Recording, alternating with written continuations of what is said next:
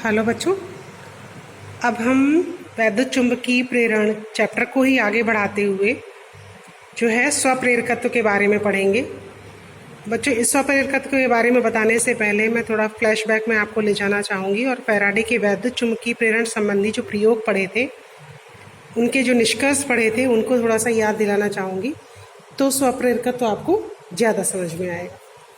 तो ये देखिए बच्चों, ये जो वैद्युत चुंबकीय प्रेरण संबंधी फैराडे के जो प्रयोग थे, उनके निष्कर्ष हम लोगों ने ये पढ़े थे। उसके लिए पहले ये देखिए कि एक चुंबक रखा हुआ है, चुंबक के पास एक कॉइल है।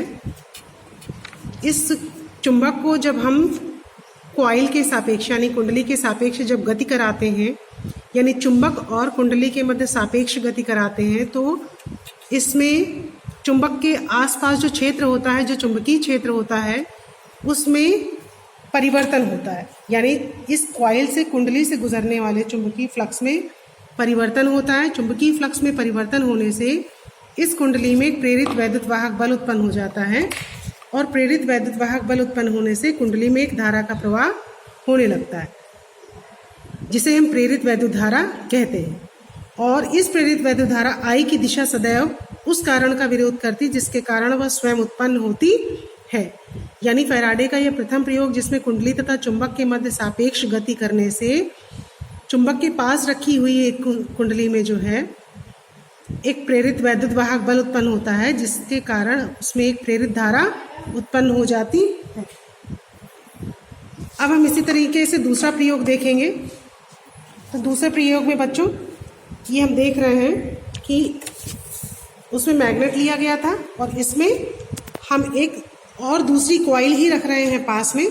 उस कॉइल को हमने बैटरी से जोड़ा है, कॉइल C2, इसको हमने बैटरी से जोड़ा हुआ है। अब इस बैटरी से हम इस कुंडली में धारा का प्रवाह करते हैं। धारा का प्रवाह करने से इस कुंडली के चारों ओर एक चुंबकीय क्षेत्र उत्पन्न हो जाता है। जैसा कि ओरस्टेड प्रयोग में हम लोगों ने शुरुआत के चुंबक के चैप्टर्स में पढ़ा था कि जब किसी चालक तार में वैद्युत धारा प्रवाहित करते तो उसके चारों ओर एक चुंबकीय क्षेत्र उत्पन्न हो जाता है। उसी प्रकार इस कुंडली में जब हम धारा प्रवाह करते हैं तो चुंबकीय क्षेत्र उत्पन्न होने से जो है यह चुंबकीय फ्लक्स इसमें प्रवेश करता है। यानी कि इस कुंडली के क्षेत्रफल से गुजरने वाला चुंबकीय क्षेत्र यानी चुंबकीय फ्लक्स में जब परिवर्तन होता है तो इसमें एक प्रेरित वैद्युत वाहक बल उत्पन्न हो जाता है। इस प्रेरित वैद्युत वाहक बल के कारण इस कुंडली में भी एक धारा का प्रवाह होने लगता है, जिसे हम प्रेरित धारा I कहते हैं, जिसके कारण धारा मापी में विक्षेप उत्पन्न हो जाता है। इस प्रकार से जब हम चुंबकीय फ्लक्स में परिवर्तन करते हैं, चाहे वो हम धारा को घटाने बढ़ाने से करें या फिर हम चुंबक को के और कुंडली के बीच सापेक्ष गति से करें, यानी चुंबकीय फ्लक्स में परिवर्तन करने से प्रेरित वैद्युत वाहक बल में परिवर्तन होता है, प्रेरित वैद्युत वाहक बल उत्पन्न होता है और कुंडली में एक धारा उत्पन्न होती है, जिसे हम प्रेरित धारा कहते हैं। ये हमारे फैराडे के प्रयोग थे। अब फैराडे का प्रयोग को गणितीय रूप देने के लिए ये देखिए, चुंबकीय फ्लक्स में परिवर्तन की दर, चुंबकीय फ्लक्स में परिवर्तन की दर हो रही, जिसे हम प्रेरित वैद्युत वाहक बल E कहते हैं। प्रेरित वैद्युत वाहक बल को E से डिनोट किया गया है। और ये नेगेटिव साइन बच्चों, इसको हम लेंज के नियम से बता सकते हैं। लेंज के नियम ने क्या बताया था कि प्रेरित किसी कुंडली में फ्लक्स परिवर्तन से उत्पन्न प्रेरित वैद्युत वाहक बल, यानी फ्लक्स परिवर्तन की दर ही हमारी प्रेरित वैद्युत वाहक बल है। प्रेरित वैद्युत वाहक बल उत्पन्न होने से कुंडली में एक धारा प्रवाहित होने लगती, जिसे हम प्रेरित धारा कहते हैं, जिसकी दिशा सदैव इस कारण का विरोध करती जिसके कारण वो स्वयं उत्पन्न होती। यानी इस नेगेटिव साइन को हम लेंज के नियम से, अर्थात फैराडे के तृतीय नियम, जो कि लेंज का नियम भी कहा जाता है, लेंज ने दिया था उसे नियम को, और वो ऊर्जा संरक्षण के नियम का पालन करता है। ये हमारा phi चुंबकीय फ्लक्स है, जो कि किसी एक कुंडली में परिवर्तन हो रहा है। अगर वहाँ नंबर ऑफ टर्न्स n है तो हम उत्पन्न होने वाला कुल चुंबकीय फ्लक्स n phi हो जाएगा, जिसको हम फ्लक्स लिंकेज यानी फ्लक्स ग्रंथिकाएं भी कहते हैं। तो बच्चों, ये नेगेटिव साइन, इसको मैंने आपको जो है फैराडे के वैद्युत चुंबकीय प्रेरण के लेंज के नियम के सेकंड वीडियो में मैंने आपको अच्छे से बताया था कि यानी किसी मैग्नेट को जब हम पास या दूर लेकर के जाते हैं तो उसमें उत्पन्न होने वाला प्रेरित वैद्युत वाहक बल के कारण ही प्रेरित धारा उत्पन्न होती है। और यह प्रेरित धारा सदैव उस कारण का विरोध करती है जिसके कारण वह स्वयं उत्पन्न होती है। अब देखिए, मैग्नेट का नॉर्थ पोल लाने से इसमें प्रेरित धारा की दिशा इस प्रकार निर्धारित होती है ताकि ये चुंबक के पास आने का विरोध करे। अब यहाँ पे इसका मतलब यहाँ पे नॉर्थ पोल उत्पन्न होना चाहिए और ये साउथ, तभी तो चुंबक दूर भगेगा, तभी तो प्रतिकर्षित होगा, यानी धारा एंटी क्लॉकवाइज बहेगी। जो प्रेरित धारा की दिशा होगी वह anti clockwise. In the same way अब हम इस मैग्नेट को अपोजिट लेकर के जाएं, यानी नॉर्थ पोल को जब दूर ले जा रहे हैं तो धारा की दिशा इस प्रकार से बहेगी ताकि मैग्नेट दूर ना जाए, यानी कि यहाँ साउथ पोल डेवलप होगा और यहाँ नॉर्थ। तो जब साउथ इधर जिस तरफ से हम देख रहे होते हैं उधर साउथ पोल धारा क्लॉकवाइज दिशा में। इसी तरीके से मैग्नेट के साउथ पोल को जब हम पास लेकर के आ रहे हैं तो यह प्रेरित धारा की दिशा इस प्रकार निर्धारित होगी कि वह चुंबक के दूर जाने का विरोध करे, चुंबक के पास आने का विरोध करे। यानी जब चुंबक पास आ रहा तो इधर साउथ पोल डेवलप होगा और धारा की दिशा क्लॉकवाइज हो जाएगी।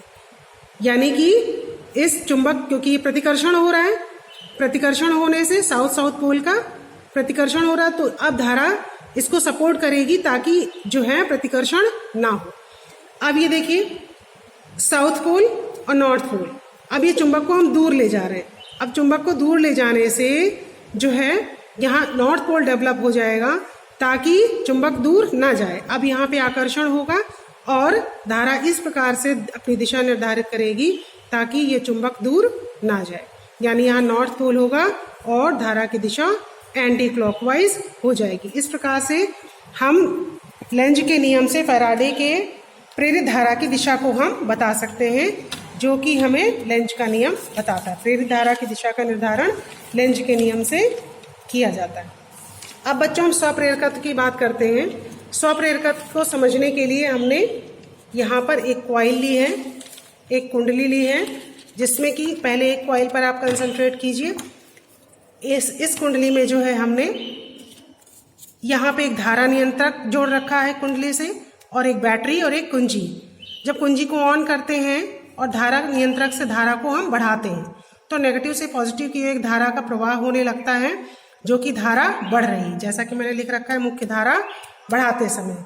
मुख्य धारा जब बढ़ रही है तो मुख्य धारा, जब अब आप इधर से देखिए तो धारा की दिशा अगर क्लॉकवाइज है तो ये आपका साउथ पोल होगा और ये नॉर्थ पोल। इस प्रकार से ये चालक तार, जैसा कि ओरिस्टर ने बताया था कि जब हम धारा का प्रवाह करते हैं तो उसके चारों ओर एक चुंबकीय क्षेत्र उत्पन्न हो जाता है और इस प्रकार से ये कॉइल एक मैग्नेट की भांति व्यवहार करने लगती है।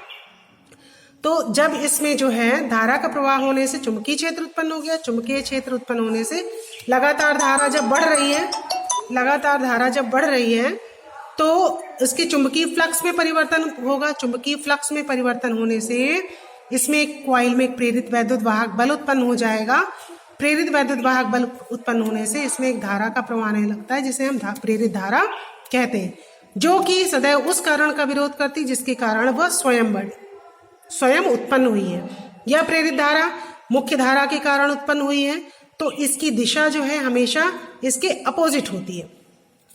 इसकी दिशा हमेशा अपोजिट होगी, यानी कि इसके कारण, यह मुख्य धारा आई के कारण प्रेरित धारा उत्पन्न हुई है, तो प्रेरित धारा की दिशा जस्ट अपोजिट होगी मुख्य धारा से। अब इसी प्रकार से दूसरा चित्र, इसमें क्या है, मुख्य धारा घटाते समय। अब हम मुख्य धारा को, जैसे इसमें पहले 1 2 3 4 5 एम्पियर मैंने बढ़ाई, अब उसी तरीके से इसको 5 4 3 2 1 एम्पियर धीरे धीरे हम मुख्य धारा को क्या कर रहे हैं, घटा रहे हैं। घटाने से चुंबकीय क्षेत्र कम होगा, चुंबकीय क्षेत्र कम होने से चुंबकीय फ्लक्स परिवर्तन कम होगा, चुंबकीय फ्लक्स में परिवर्तन कम होने से इसमें वैद्युत वाहक बल जो उत्पन्न हुआ है उसके कारण प्रेरित धारा उत्पन्न हो जाएगी। हमारा कुल मिला के उद्देश्य है फ्लक्स में परिवर्तन करना। चुंबकीय फ्लक्स में परिवर्तन होने से प्रेरित वैद्युत वाहक बल उत्पन्न होगा और प्रेरित धारा अपनी दिशा को इस प्रकार से निर्धारित करती है कि जो है अब इस धारा के घटने का विरोध करेगी कि ये धारा घटे ना। तो जब धारा घटे ना तो अब ये इसको सपोर्ट करेगी, यानी ये मुख्य धारा की ही दिशा में होगी। यानी प्रेरित धारा, जब यह धारा बढ़ रही होती है तो इसको घटाने का प्रयास करती है, और जब मुख्य धारा घट रही होती है तो प्रेरित धारा इसको सपोर्ट करती है और इसको बढ़ाने का प्रयास करती है। इस प्रकार से स्वप्रेरकत्व को बच्चों, अगर हम कुछ लाइनों में अगर कहना चाहें तो विद्युत चुंबकीय प्रेरण की वह घटना जिसमें किसी कुंडली में प्रवाहित धारा को परिवर्तित करने से उसी कुंडली में प्रेरित वैद्युत धारा उत्पन्न होती, यानी कि इसी कुंडली में जब हम धारा घटा रहे थे तो प्रेरित धारा इसमें, जब मुख्य धारा बढ़ा रहे थे तो प्रेरित धारा इसको घटाने का प्रयास कर रही है। अब नेक्स्ट उसी कुंडली में अब धारा को हम घटा रहे हैं तो प्रेरित धारा उसको घटने से मना कर रही है, यानी उसको जो अपनी दिशा को इस प्रकार से निर्धारित कर रही है ताकि मुख्य धारा ना घटे। यानी कि जब किसी कुंडली में हम वैद्युत धारा प्रवाहित करते हैं तो उसके चारों ओर एक चुंबकीय क्षेत्र उत्पन्न होता है। चुंबकीय क्षेत्र उत्पन्न होने से फ्लक्स में परिवर्तन होता है। फ्लक्स में परिवर्तन होने से प्रेरित वैद्युत वाहक बल उत्पन्न होता है और प्रेरित वैद्युत वाहक बल उत्पन्न होने से उस कुंडली में एक धारा का प्रवाह होता है जिसे हम प्रेरित वैद्युत धारा कहते हैं, जो कि सदैव इस कारण का विरोध करती है जिसके कारण वह स्वयं उत्पन्न हुई है। ओके, यानी कि उसी कुंडली में ही जब प्रेरित धारा उत्पन्न होती तो इसे हम स्वप्रेरकत्व कहते हैं।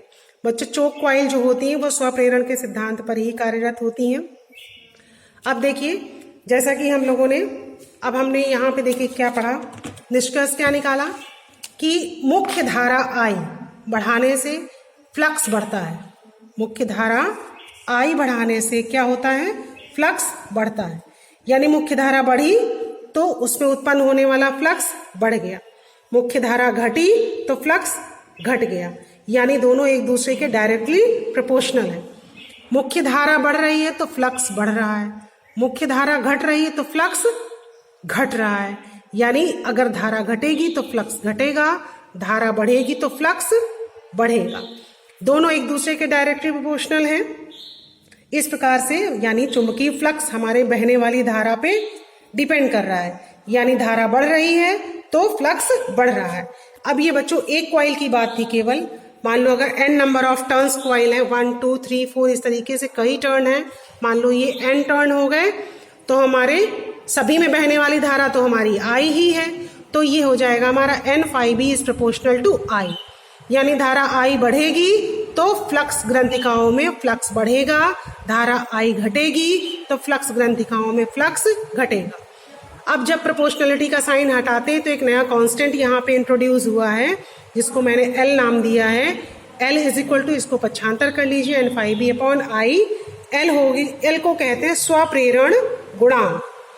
अब इसे मैंने इक्वेशन 1 नाम दे दिया बच्चों फैराडे के नियम से, ये हमें पता है। E is equal to minus D N phi b upon D T. अब चूंकि ऊपर वाले समीकरण में n phi b is equal to L into I था, n phi b की जगह हमने रख दिया L into I। n phi b की जगह आप L इंटू I रख दीजिए, फिर L को पक्षांतर करके बाहर, पक्षांतर नहीं करना, L को बाहर निकाल लिया ब्रैकेट से, और ये E इज इक्वल टू हो गया minus L D I upon D T. ये हमारा स्वप्रेरण गुणांक है, इसको हमने इस फॉर्म में लिख लिया, L is equal to minus E upon D I upon D T. इसका मात्रक क्या हो जाएगा, E का मात्रक है वोल्ट और धारा एम्पियर और सेकंड, यानी वोल्ट पर एम्पियर सेकंड। अगर इसको ऊपर ले जाएं तो वोल्ट सेकंड अपॉन एम्पियर, इसे हम 1 वोल्ट सेकंड पर एम्पियर, इसको हम 1 हेनरी भी बोलते हैं। हेनरी, जैसा कि फैराडे और हेनरी ने मिलकर के प्रयोग किए थे, तो हेनरी के सम्मान में स्वप्रेरकत्व गुणांक के मात्रक को हम हेनरी भी कहते हैं।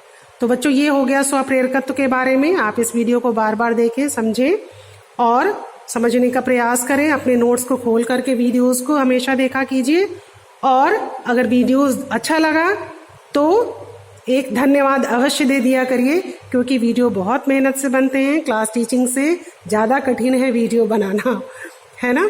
तो आप जो है कृपया करके आप देखें ज़रूर, ये सारी मेहनत सिर्फ आपके लिए है। अगर आपको कुछ भी समझ में आता है, समझ में आ रहा है, तो ये हमारे लिए कॉम्प्लीमेंट होगा। धन्यवाद।